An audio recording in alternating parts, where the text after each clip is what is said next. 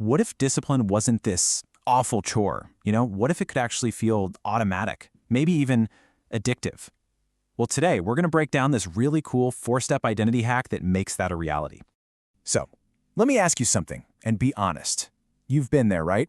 You get that massive burst of motivation. You're like, that's it. This is the time. I'm actually going to be disciplined. I'm going to wake up early. I'm going to work out. I'm going to be consistent. You can feel it in your gut. But then something happens.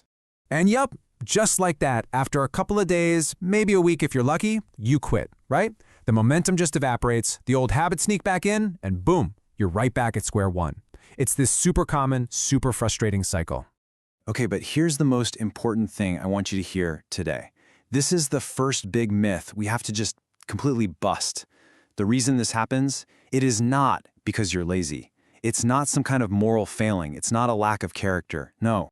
The real reason is way deeper. And honestly, it's a lot more interesting. It's because your brain has this secret job. It is actively and kind of sneakily working behind the scenes to protect the old version of you.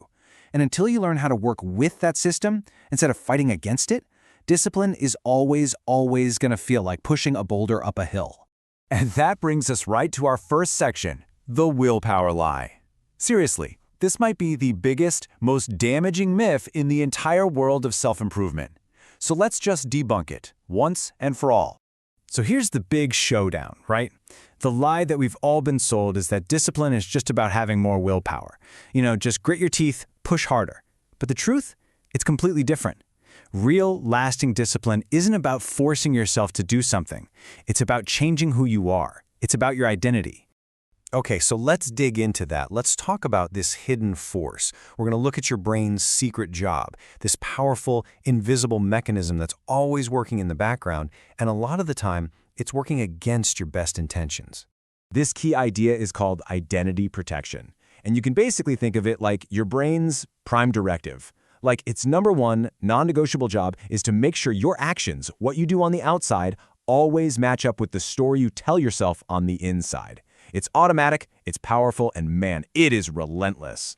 So you've got to understand, your brain isn't being mean here. It's not trying to sabotage you or make you fail when it creates all that resistance. It's just doing its job perfectly.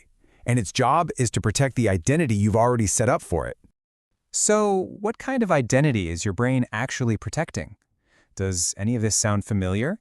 Maybe it's the identity of someone who always procrastinates, or someone who just doesn't have any discipline. Or how about that classic story, I'm someone who never sticks with things. If any of those ring a bell, guess what? Your brain is going to fight tooth and nail to make sure your actions prove those stories right. And that right there, that's it. That's the reason why motivation always fades. Every single time. You're using this temporary burst of energy, motivation, to fight against a permanent structure, which is your identity. It's exactly like trying to hold a beach ball underwater. Yeah, you can do it for a little while if you really struggle, but eventually that ball is going to pop right back up to the surface. Your identity always wins. So let's be super clear. You are not fighting laziness. You are fighting who you believe you are. That changes everything, doesn't it? It completely reframes the whole problem, which leads to the big question. If you're literally fighting yourself, how in the world do you win? Well, you win by hacking the system. And that's where this solution comes in. We call it the 4-step identity hack. And it's a psychological method designed specifically to rewire your brain so these habits you want, they start to feel completely automatic. All right, let's get into the nuts and bolts. Step 1, decide who you want to be. This is so important. Don't focus on the action, like I will go to the gym. Instead, focus on the identity. I am a healthy person. See the difference? You start there. Step 2, prove it with small wins. Every single small action you take is like a vote for that new identity. Every time you choose water over soda, that's one vote for I'm a healthy person. These little votes add up and build proof. Step 3, reframe your internal story. You have to actively fight back against that negative self-talk. When that little voice in your head says, ugh, you never stick to things, you have to challenge it. You say, no, actually, I'm the kind of person who is consistent now. And finally, step 4, let identity guide action. As you keep casting these votes and building this new identity, the actions just start to feel natural. You don't have to force yourself to go to the gym anymore. You just go because that's what a healthy person does. So, what's the payoff for all this? Well, this is where it gets really, really cool. discipline stops being this thing you have to force yourself to do. It just becomes your default setting. It's that moment when your habits and who you are become the exact same thing. So please remember this huge shift in thinking. The goal isn't just to do a disciplined action, like dragging yourself out of bed early one morning.